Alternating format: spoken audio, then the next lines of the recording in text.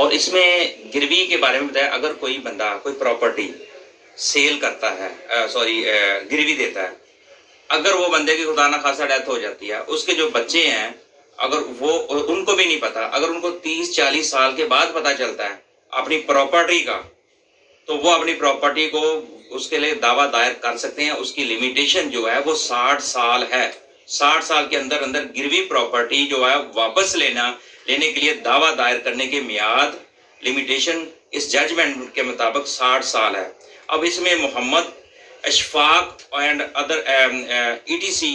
Versus Muhammad Rafiq Khan,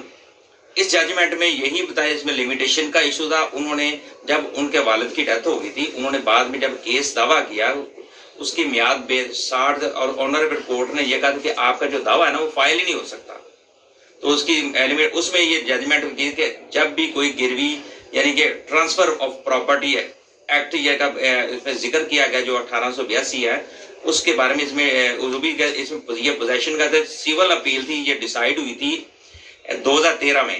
10 April 2018 کو یہ decide ہوئی۔ اور اس میں آنریبل ہائی کورٹ نے یہ کہا کہ جب بھی کوئی گروی پراپرٹی وغیرہ اس کو واپسی لینے کا جو دعویٰ ہے، جب بھی اس بندہ فوت ہو گیا، اس کی جو اولاد ہے 30 سال کے بعد ان کو پتا چلا، انہوں نے جب اپنی اس میں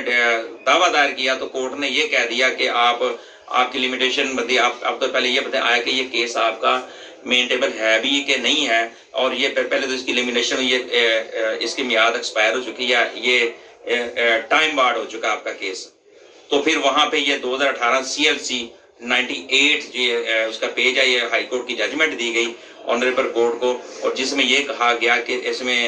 جسٹس شہراز کیانی صاحب تھے، انہوں نے یہ ججمنٹ لکھی۔ انہوں نے یہ کہا کہ اس کی 60 ڈیز ججمنٹ، یعنی کہ میں بتایا گیا کہ 60 ڈیز تک، یعنی کہ 60 ڈیز میں 60 سال اس کی میعاد ہے۔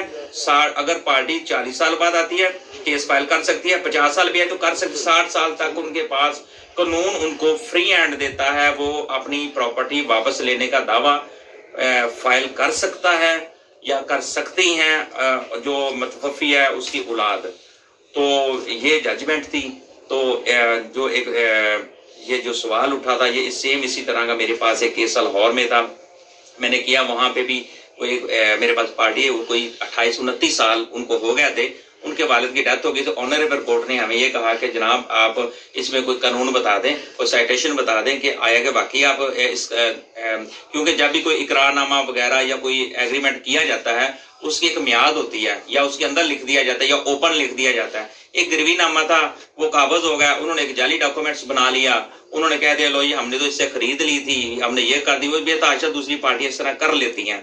تو اس میں پھر آنریبل کورٹ کو انہوں نے کہا یہ آپ کا تو کیس ہی ٹائم بڑا، آپ دعویٰ فائل کر ہی نہیں سکتے۔ ہم نے بھی یہ آنریبل کورٹ کو یہ ججمنٹ دی، جس پہ آنریبل کورٹ نے دوسری پارٹی کو نوٹس کر دی ہے، ہماری وہ ججمنٹ ایکسیپٹ ہوگی، انہوں نے اور